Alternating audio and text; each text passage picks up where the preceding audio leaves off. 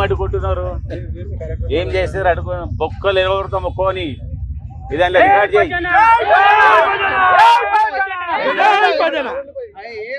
ఇదాంట్లో record చేయి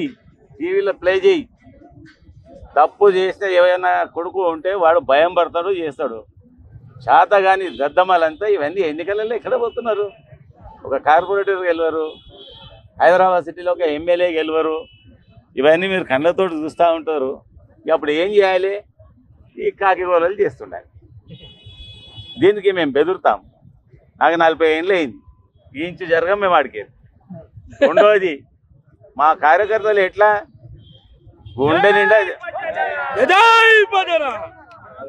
గుండె నిండా ధైర్యంతో ఉంటారు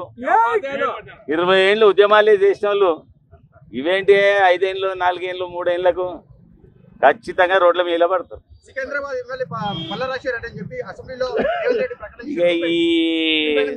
ఇక నేను ఎట్లా చెప్పాలి అది మీడియా పరంగా మీరు చూడాలి అది నేను చెప్తే బాగుంటుందా వాళ్ళకి తెలియాలి అవన్నీ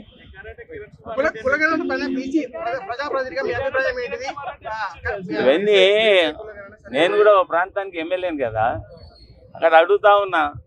10 ఇండ్లకు వస్తే 30 ఇండ్లు దాటేస్తున్నారు ఏం చేయరు పథకాలు రావు పేదలు లబ్ధి పొందరు వాళ్ళ జీవితాలు బాగుపడి మళ్ళీ మా బాస్ కేసీఆరే రావాలి పేదల కష్టాలు పట్టించుకోవాలి ఆయన ఉన్నప్పుడంతే ఇవన్నీ మేమేం చూడలేదు ఒక ఎమ్మెల్యేగా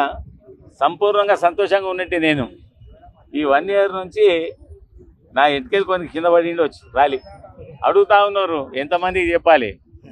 బంగారం అడుగుతా ఉన్నారు అది అడుగుతున్నారు ఇది అడుగుతున్నారు రమ్మ చెప్పిన వాళ్ళం మేము కాము కేసీఆర్ ఇచ్చిన ప్రతి వాగ్దానాన్ని అప్పట్లో నెరవేర్చిందో ఇప్పుడు మా ప్రభుత్వం లేదు ఎవరైతే శుభ్ర వాగ్దానాలు ఇచ్చిర్రో వాళ్ళని అడగండి బట్టలు చింపురు ఉత్త అడగకూడరు అని చెప్తున్నారు